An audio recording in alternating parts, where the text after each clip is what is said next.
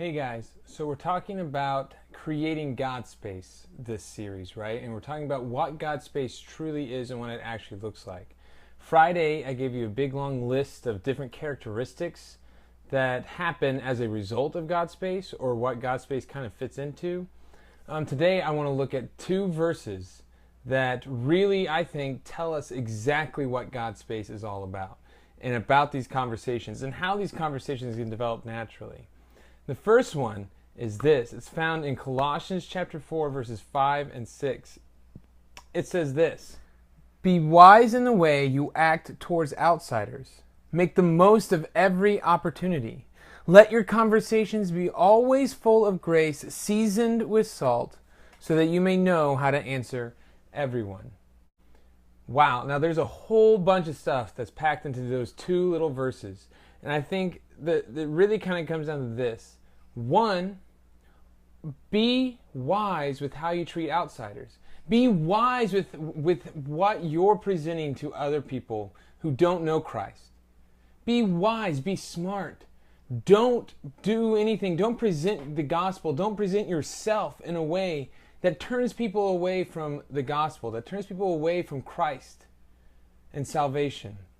And then it says to be gentle with it. Season it with salt when you talk to these people about it.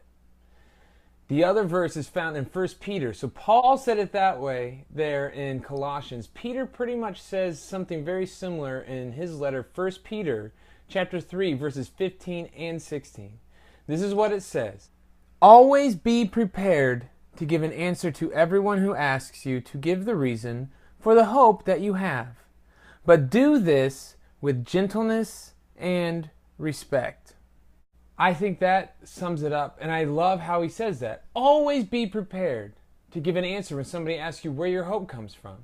Always be prepared for that. Because Peter's saying that your life should imitate Jesus in such a way that people go, there's something different about you. Where is your hope found? There's something different about the way you live. There's something different about the way you handle things. I want to live like that. And that's what God space is about.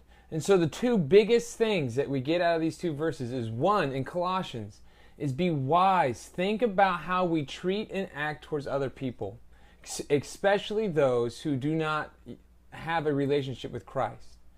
Because how we treat them and how we act to them is going to decide whether they'll even listen to us talk about Christ in the first place. And secondly, always be prepared and live your life in such a way that people want you to talk to them about Jesus, about the hope that is found within you.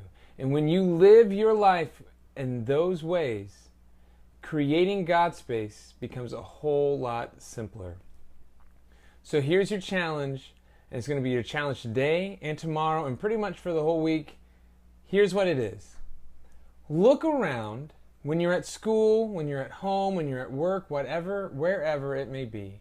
Look around and think of people who you think need Jesus. People that you think, hey, maybe I should try to have this God space, this conversation with them. And I don't want you to do anything but look for spiritual openings.